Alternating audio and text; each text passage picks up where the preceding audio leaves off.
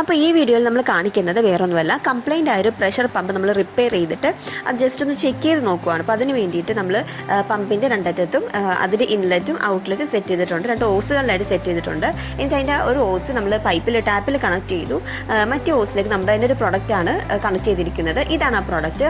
ഇത് പോർട്ടബിൾ ആയിട്ടുള്ള ഒരു കാർ വാഷാണ്. www.quickartonline.in എന്ന് പറയുന്ന വെബ്സൈറ്റിൽ കയറി നിങ്ങൾക്ക് ഈ പ്രോഡക്റ്റ് ഓർഡർ ചെയ്യാം. നമ്മുടെ തന്നെ വെബ്സൈറ്റാണ്.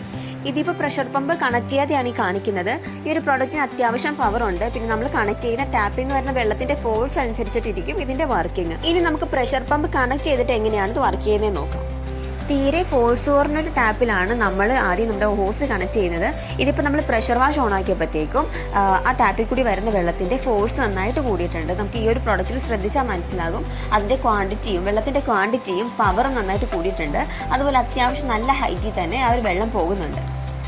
ഇത്രയേ ഉള്ളൂ നമ്മുടെ വീഡിയോ ഇഷ്ടമായെങ്കിൽ എല്ലാവരും സബ്സ്ക്രൈബ് ചെയ്യുക, അതുപോലെ ലൈക്ക് ചെയ്യുക, ഷെയർ ചെയ്യുക, നമ്മുടെ ഇൻസ്റ്റാഗ്രാം കൂടി ഫോളോ ചെയ്യുക.